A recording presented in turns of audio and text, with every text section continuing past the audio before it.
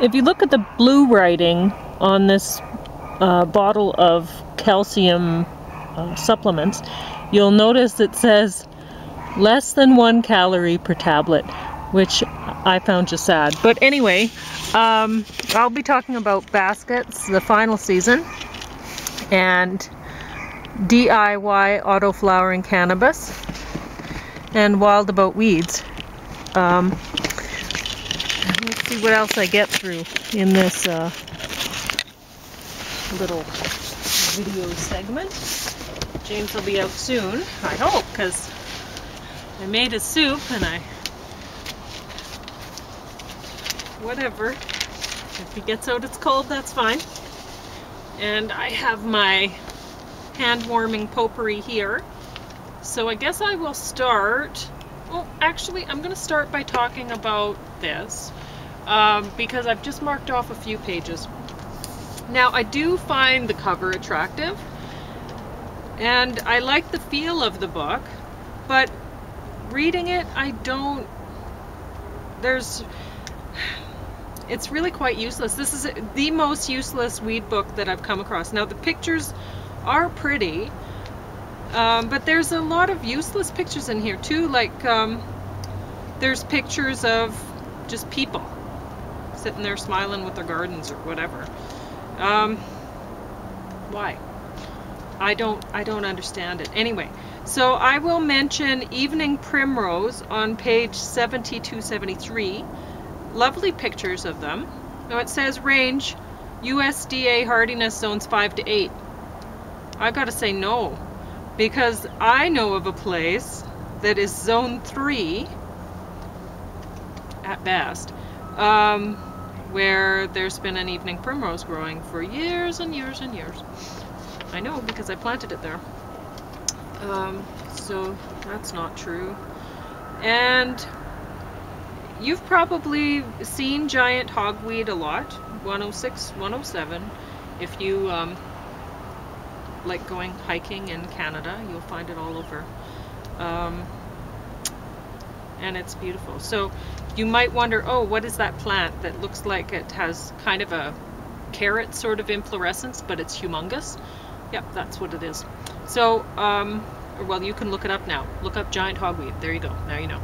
Anyway, I would not recommend this book. I can see that it has a Canadian price tag of $34.99 on the back, and I don't know why Lethbridge Public Library bought it, because it's awful.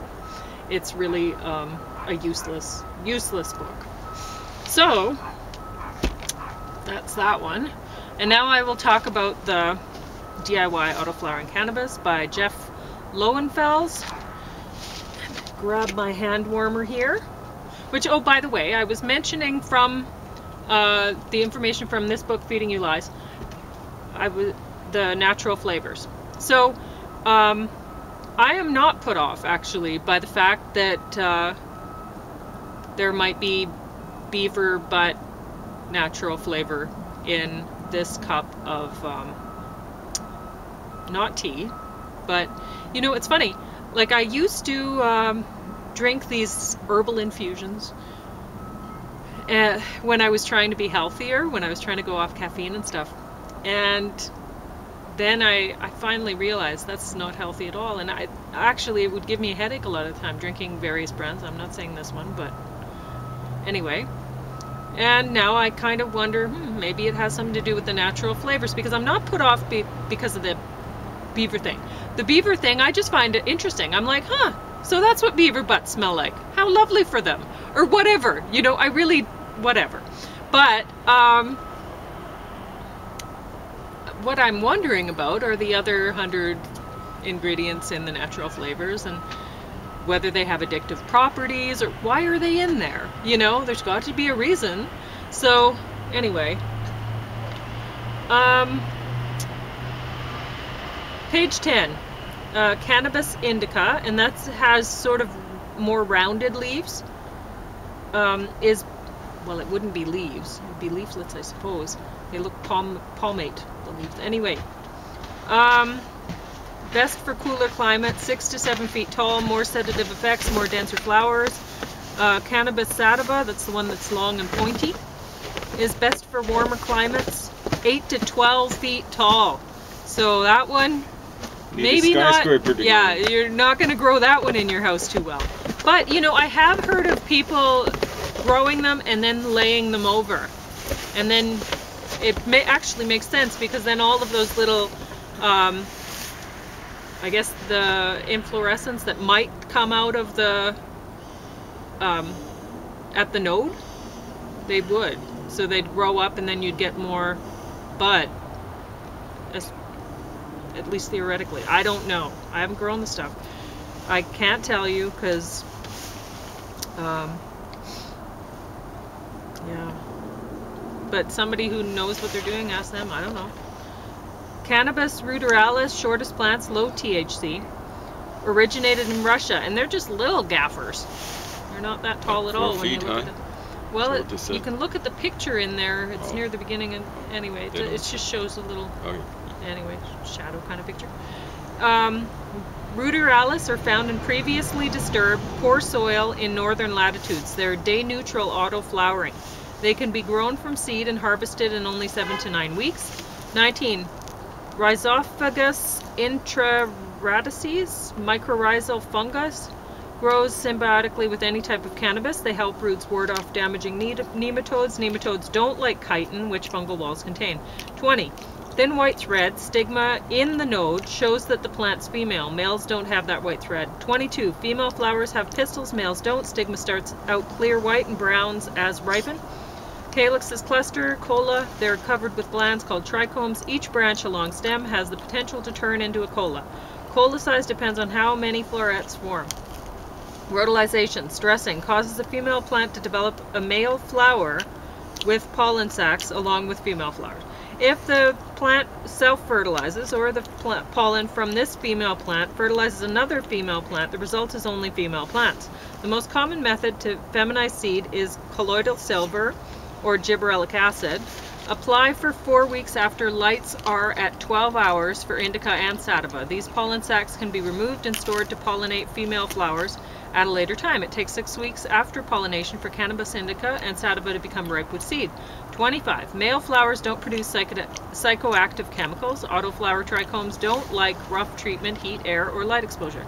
The trichomes change color from clear to cloudy and then to amber. And I noted that he was spelling color, C-O-L-O-R, and I found it interesting because it's, I often will go over my work, like I'll spell out color, and then sometimes it'll auto change it to OR on its own, and I'm very frustrated with that on the computer. And then other times I'm feeling kind of, who cares? And I go through, like if I'm doing a paper or something, which I haven't done in a while, but and it's all coming up autocorrect or whatever, and I'm like, fine, do all or whatever, and then it's all, and then it frustrates me because I'm like, oh, why did I give in and spell the American way? But anyway. They should have British spell check. Well, they probably do. Just, I think it's just automatically set to that and nobody bothers to change it. I don't know. No. Anyway, 28. Once 20 to 50% of the trichomes are milky in appearance, it's harvest time. 29. Cannabinoids are in acid form in autoflowering cannabis plants. THCA, CBDA, and CBNA, non-reactive in this form, only reactive when heated. 31. If you take too much THC, you might get bloodshot eyes, dry mouth, anxiety attacks, short-term memory loss, dizziness, or nausea. But you won't die. THC controls nausea in chemo patients. CBN for diverse human and pet ailments, like inflammation and stuff. CBD makes up to 40% of cannabinoids in autoflowering cannabis resin. For anxiety, depression, pediatric epilepsy, it decreases pain and inflammation. It is taken as a home remedy for muscle pain and as sleep aid. CBG is strongly antibacterial and antifungal. It's being studied as an anti-tumor agent and in treating prostate diseases. 34. CBC is only found in some autoflowering cannabis plants. It decreases pain. Over 200 terpenes have been found in cannabis so far. Some reduce pain, others reduce inflammation or induce sleep, lower anxiety, etc. 36. Terpenoid alcohols such as linalool, bisabool, guaiol, and beta-myrcene are partially responsible for couch lock. terpenes, which create the sativa type induced terpene and beta-caryophyllene. One can develop an ability to recognize these terpenes by scent. Borneol smell like menthol and camphor. Diamond Girl, green omatic, 37. Beta-caryophyllene, spicy like black pepper. Eucalyptol like eucalyptus. Humulene, appetite suppressant. Limonene, kills cancer apparently. And I mean, you'd know what that smells like, lemony, limey. Myrcene, earthy hop smell. Pinene, smells like pine. So anyway, with the pinene, you have to keep it in glass, store it in glass, because it'll break down plastic. And it's supposed to help with asthma, anti-inflammatory, arthritis, whatever. Terpeneol, smells like lilac or apple blossom scent. 40. In cannabis, anthocyanins are expressed as red when soil is acidic and purples in neutral soil. In alkaline soil, these colors aren't present because anthocyanins break apart. Canaflavin A and B are strong anti-inflammatory. Only in cannabis, it's more potent than aspirin as an anti-inflammatory. Beta-sitosterol, also in avocados and nuts, is anti-inflammatory. 41. Vitexin and isovexvitexi are anti-cancer. They prevent cancer by causing cancer cells to degrade and die. Apigenin is anti-anxiety and anti-inflammatory. They stop growth of cancerous cells in breasts. Camphorol is studied to treat heart problems. It's anti-cancer, antidepressant. Luteolin is antibacterial, anti-tumor. Page 41. Oh, Epigenin is listed twice with different properties, so I suspect there's a typo there, but I don't know. Quercetin is anti-cancer, antioxidant, pain, decreases pain. 42. Catechins, antioxidant, cardiovascular benefits, maintains cholesterol levels found in cocoa and tea. Orientin, vasodilator, studied for heart impacts, anti-aging, anti-inflammatory, antibacterial, pain-killing. 47. Cannabis seeds are pricey, so you want to store them between 4.5 and 7.2 degrees Celsius in low humidity. 49. Quarter cup kelp per 5 gallons of soil added for fungal growth. 1 cup of bat guano added for bacterial growth. Add blood meal for nitrogen, rock phosphate for phosphorus, wood ash for potassium, Epsom salt for magnesium. pH should be between 6 to 6.5. 61. Optimal humidity, clones 70 to 80%, vegetative 40 to 70%, flowering 40 to 50%, final weeks of flowering less than 40%. Use a fan to make sure mold, bud rot, mildew don't form. Optimal temperature 24 to 30 degrees Celsius. At 36 degrees, the plant shuts down. 63. Autoflowering cannabis flowers are very sticky. Use scissors to trim.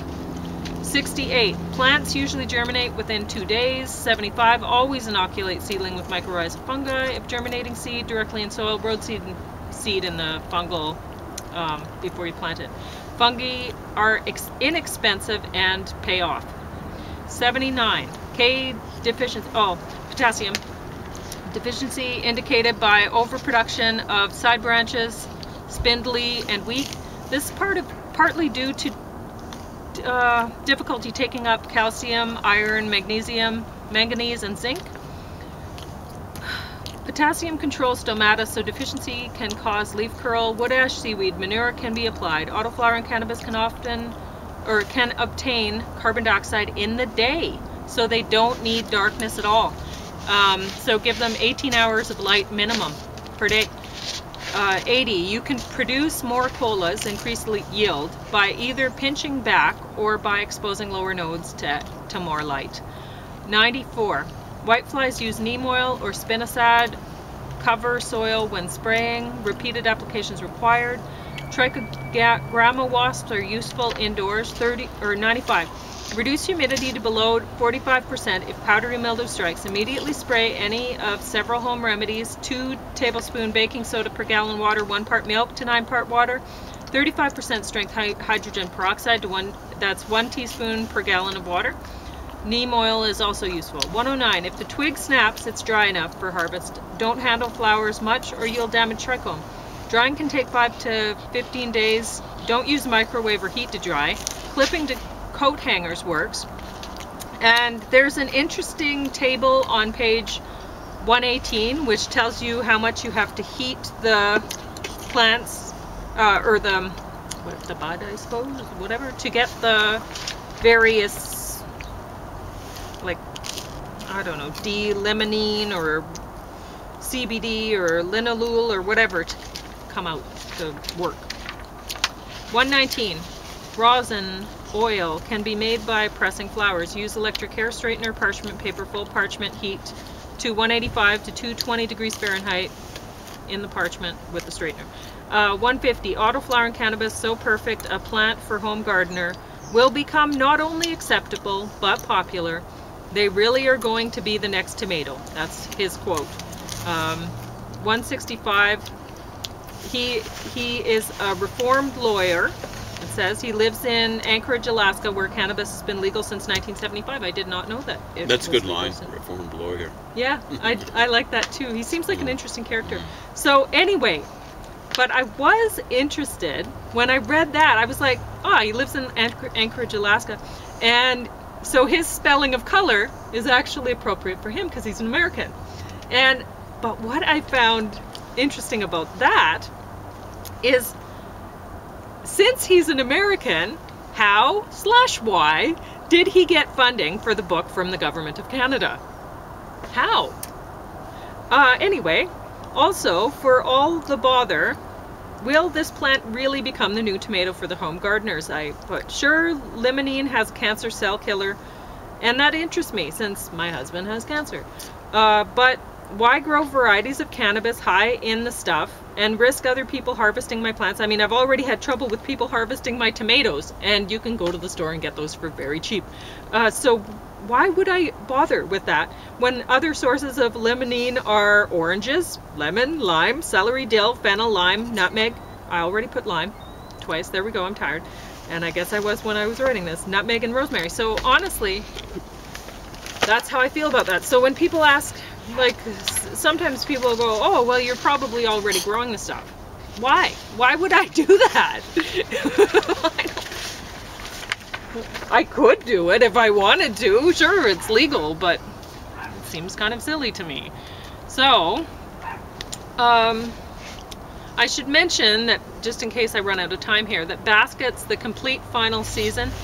Honestly, I'm glad that they wrapped it up. It's too bad that they started it to begin with, honestly. I didn't like the series. I do like, who is that, Louis Anderson as the mother? So good. Excellent job. Yeah, it's really girly. It's very... It is perfect. And I'm just going to call him from now on Zach Gallup. Because honestly, you know, I used to try, and then I'd feel like all embarrassed. Oh gosh, I hope I got that right. And then we were watching this show. Now, what was it? Oh, it was one of the great courses in the music guy. Yeah, he was talking about all the actors that changed their name. So it's just how when people have this long name that's, I don't know, very foreign, seems ethnic in some way or whatever. Like, I don't remember what Woody Allen's name was. And it never occurred to me that Woody Allen, that wasn't his original name. And it should have, but it didn't. Or Winona Ryder. Whatever. But, anyway, so he was talking about how people change their names and whatever. But, you know, if Zach Gallup chose not to change his name to be easier for me to pronounce and remember, if he were a friend of mine and I was constantly introducing him to people or whatever, then I suppose I would learn it. But you know, honestly, I just don't care anymore. So it's Zach Gallup from now on. And he did a great job as both brothers. They were very different characters. And one thing that got me in the first season, though, is I'm watching these guys, and sure, he has them speaking with very different accents, and I don't understand why, because they would have been raised together, and certainly their accents should be the same, shouldn't they? Where are they raised together, though? Is it a broken family or something like that? Maybe we don't have all the information. Yeah, it's been a while since I think we saw the first season. Yeah. It's been a long time since we saw that. Okay. But yeah, things like that happen. I in broken suppose. families, so. Yeah. Anyway, so possible. But anyway, I don't know. That struck me as strange. But whatever. I don't care for the season. I don't care for the whole series. So I kind of liked it. I did sleep through a lot of it, but I kind of like it. I think it's a lot kind of better. cold now. My hand warmer. Let me put it this gone. way: it was I haven't missed it. I'd forgotten about it. Yeah. Right. So it's not as though I was going, man, oh man, oh man. Why isn't When Pauline are we going borrowing to track this? this thing down or whatever?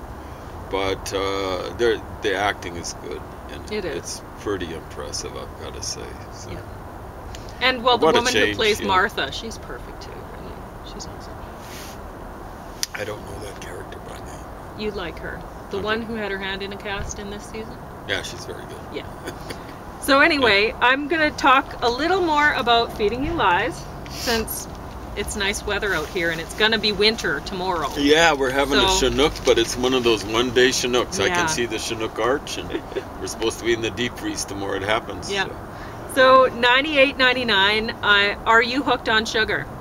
And these questions, you will, if you've been tuning into my blog at all, then you'll know where I'm going with this, just reading off the question. Do you experience a high excitement or a sense of relief when you eat sweets? Do you reach for sweets when you're stressed out or having a bad day? Do you often go out of your way to buy sweets? Have you ever eaten sugary foods in secret? Do you often feel guilty after eating sweets? Do you routinely eat sweets when you're alone? Do you find yourself often dwelling on which sweets you'll eat next? Does your energy drop after you eat a lot of sweets? Do you worry that the amount of sugar you'll eat will harm your health, but you keep eating it anyway? Would you, someone in your family, or some friends describe you as having a sweet tooth? If you were alone with a box or package of sweets, would you eat the whole thing? Do you eat or drink sugary foods or beverages, including those made with artificial sweeteners, every day? Do you need to drink your coffee or tea with sugar or a sweetener? Do you often feel powerless when tempted by something sweet? After indulging, do you promise yourself you'll swear off sweets? Now, scoring... Well, hold on a second. Let me guess. If you answered yes to all the above, you are a human being. Exactly. That's where I'm going with that. So, Yeah. but if you answer yes to 5 or more of the 15 questions, then you should consider scaling back on your sugar Oh, intake, because man. your sweet tooth might be strong. Well, that's I know, everyone. it's like, wow, only 5. Because honestly, you get excited when you eat an excitotoxin. Oh, shocking! Oh, So, man, that's hilarious. This woman is not that bright.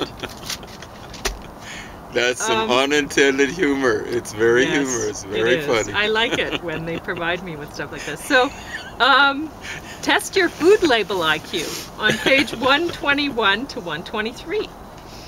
The term no sugar added means the same as sugar free. What do you think, James? Well, no sugar. Well, no. Yeah. Okay. I'm only going to read it if James doesn't guess their answer right. Number 2, a food labeled lightly sweetened could have as many as 100 grams of sugar per serving. A light leaf sweetened? Yeah. Leaf. Lightly sweetened Lightly sweetened. could have as many as 100 grams of sugar per serving. I don't know what that means, but I presume it could. 100 Yeah, grams. okay. 3, a food labeled all natural may contain preservatives, genetically modified ingredients, added sodium, or high fructose corn syrup. In other words, it could be a frankenfood. Yeah. Yep. 4, the term multigrain on a label means the food is healthier than foods labeled whole grain or 100% whole wheat. Do you think? I don't think it means much of anything, really. Yeah. So, yeah. Whole grains contain the entire grain, bran, germ, endosperm have more fiber and other nutrients than those labeled multigrain. Multigrain label simply means multiple different types of grains used in the product, but they might be refined and stripped of their nutrients. Yeah. So I read that one since you weren't exactly sure. Well, 5. That's where I was going with that. Yeah. A cereal made with whole grains is a healthy choice for obtaining the nutrients found in grains.